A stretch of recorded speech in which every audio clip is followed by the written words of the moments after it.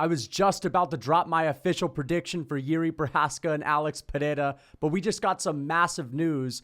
3 title fights. Sean Strickland versus Dricus Du Plessis this January. Alexander Volkanovski's a goddamn fool for coming back as early as February. I was thinking he was going to come back at March, but he's going to be fighting Ilia Topuria at UFC 298. I cannot stand it. I absolutely hate it. And Sean O'Malley is also coming back for his rematch with Marlon Chito Vera. That's the fight that I've been looking forward to. I know a lot of you guys can't stand the fact that Chito's getting a title shot, but I don't care. I love that fight. Let's get into these matchups. The first matchup that I want to address is Volkanovski and Ilia Topuria. Alexander Volkanovski, guys, he's a fucking idiot, and the team that he has around him, they're yes men. They're not really thinking about this guy's future. He just got chinned and knocked out with a head kick by Islam Makhachev in October, and he's going to get back into his training camp probably in December. So I just think this is a terrible move because essentially it's just 1 month removed from UFC 297, which was the card in which every sensible fan would have said was way too early for Alexander Volkanovski to return. I mean, this is essentially, 3 months? He has November, December, January. I don't know. That's not enough time after getting knocked out. And then he's going to have to cut weight to fight Ilia Topuria. It's a little bit too early. I don't know where they're going to make this fight.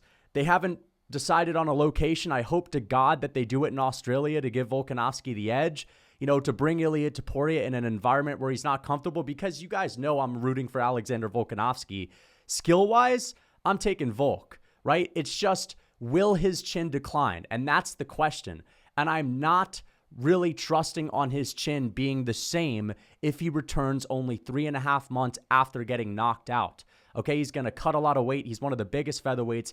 Ilia Topuria, even if he isn't as good as Volk technically, he just needs to land one of those big shots. Let's hope Volkanovski doesn't get into the cage and shit his pants like he did last time, right? And just freeze up and go on the mic afterwards and say, I don't know, I was just hesitant. That's also a possibility. Another reason why I think he needed more time. And let's just address the elephant in the room.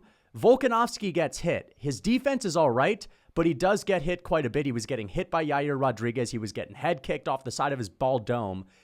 And I think he needed more time to work on his defense. I wanted to see him take 2 months off the skill build and then go into a training camp starting in January, going to February, and then fighting at UFC 300 so that he could at least get a lot better.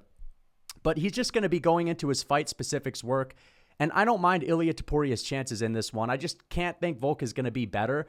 This time, I know he said that he wasn't really fully prepared for Islam Makhachev, but that's just an excuse, to be honest. At the end of the day, it's like he's kind of been getting ready for Makhachev. I know he took it on short notice. I guess what I'm trying to say is that, yes, he wasn't really getting down to the nitty-gritty about his game plan for more than 2 weeks, right? Because that fight wasn't really announced. He was coming off of the couch and he was just so desperate to get in there for his mental health and whatnot. He is going to be really prepared for this one, but can he take a shot? Will his defense be better? Will he be able to ragdoll Ilia Topuria? I don't know. I just can't stand the fact that he's coming back this quickly. City kickboxing, I always say city kickboxing. Volk doesn't really train at city kickboxing. He trains at Freestyle MMA Gym in Australia. What the fuck are you guys doing? All right, Volk's family, what the fuck are you guys doing letting this guy... It's just ridiculous, man. And a lot of you guys are going to say that I'm hating. You're switching up, bro. No, I actually just want this guy to win. I want to give him the best chance to win. And I think that it's just reasonable to take more than 3.5 months off when you're 35 years old, fighting a big power puncher when you're now going to cut down a weight class again. But let's just get on to the next one. I don't really have official prediction for that yet. Just a little bit of a rant. Dricus Du Plessis versus Sean Strickland. I absolutely love this. Shout out to the UFC for giving Dricus Du Plessis what he rightfully earned when he knocked out Robert Whittaker. He's finally getting the title shot in Vancouver. I guess that means that Islam Makhachev and Charles Oliveira is not going to headline that card. I love this fight. I love it. I think that it can go one or two ways. Either Dricus Du Plessis can go out there, sloppy Bobby man on the feet, and just chin Sean Strickland. Even though Strickland's really defensively sound, it's a totally different style than that Sean Strickland's used to fighting, right? He's used to fighting these kickboxers or the boxers, people that are by the book. Dricus Du Plessis doesn't have the book. Dricus Du Plessis beats to his own drum. That's that funky style that he has. That South African gym in South Africa producing this really different style. And I think that Dricus Du Plessis has a great chance to knock Sean Strickland out because we know he's got that different kind of power, right? He's got that farmer strength power. And I think that Dricus Du Plessis can go out there, and I think he can put it on Sean Strickland with a Superman punch, a running punch, real early. And I think he could break him. I think he could take him down and just wear on him. But Sean Strickland's a really mean fighter. He's got a gritty mentality. He's going to have a boost of confidence after winning his belt. And for that very reason, I could see Sean Strickland just weathering the storm, getting up to his feet if he's ever taken down, and just putting that pressure on Dricus, because that's an unrelenting pressure that people really aren't used to fighting against. And I think it's going to be harder to prepare for the defense of Sean Strickland than it was for the defense of Robert Whittaker. And that's just because, again, it's so bulletproof, right? And you're always swinging and missing at air. You're just hitting arms. And that itself is taxing. When you're not finding the target, that itself is tiring. And I could see Sean Strickland winning this fight by a decision as well. I'm kind of leaning towards Strickland just because of how good his defense is. And I really like the hustle that he has to get up to his feet when he's taken down. And I think that he is going to put a lot of pressure on Du Plessis. He's not going to get backed up for more than a round just because he's got a really good gas tank. But it's tough. And if anyone can knock Strickland out, it's an unorthodox guy like Dricus Du Plessis. So this is a really good fight as well. I'm looking forward to it. Unfortunately, there's not going to be a whole lot of trash talk. And that's just something that's unfortunate because Dricus Du Plessis, he's very chill and respectful. And Sean Strickland, obviously, is like the most entertaining guy on the mic, the most entertaining guy at a press conference. I would love to see a guy get in there that he has some beef with. Chito Vera and Sean O'Malley. Let's get to this matchup as well. I love this fight. I know a lot of people are going to be shitting their pants just because they're going to want Merab to get the title shot. But let me ask you this. Listen, guys. Merab Dvalishvili, aside from him completely messing his career up by taking a backseat to Aljo, which the UFC just hates when you turn down opportunities, that's for one. The second thing is, would you rather see O'Malley get drowned with cardio and have someone shoot 50 takedowns on him, or would you rather see him get knocked out if he doesn't have his best performance? And I actually think this is an even tougher matchup for O'Malley in a way because Merab's like a poor man's Aljo on the feet, meaning like he doesn't have the same reach. He doesn't even have as good of a chin. Yes, he could totally break O'Malley if it goes past the second round, but I just think that O'Malley could snipe him the same way in which he sniped Aljo. Whereas if you're bringing Chito in the mix, a guy that already has a win over him, that's probably one of the most durable men in UFC history. I've never seen this guy get cut once. He's never gotten rocked. How is O'Malley going to finish this guy?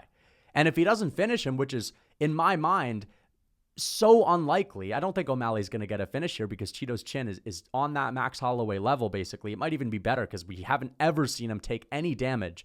He doesn't wear it, at least. O'Malley's going to have to be locked in a cage with this guy for 25 minutes.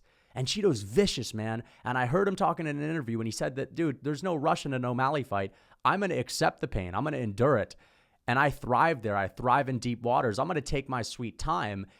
And we know O'Malley can start to tire out. Remember watching that fight with O'Malley and Chris Moutinho? He started to tire out. We saw mouth breathing, looking up at the clock against Petr Yan. I unfortunately don't see Chito actually putting a tremendous amount of pressure on him because sometimes Chito fights too technically sound for his own good and he's too clean and crisp, when in reality he should utilize his chin and really march forward and just fucking put an immense amount of pressure on someone. So I could see O'Malley picking him apart and slowing things down, but I think Chito can win this fight. And that's why I'm excited about it. Because I think that Merab is just out there to get sniped. He's out there to get dropped. Yes, again, he could win, but it wouldn't be as fun. And there's a beef going on between O'Malley and Chito. O'Malley doesn't like Chito Vera at all because Chito has the sauce and he's not really trying that hard. He's more down to earth. O'Malley tries so hard to be this big star. In some ways, he doesn't try hard enough. He's not ever given us any gems on the mic or any good moments on the mic.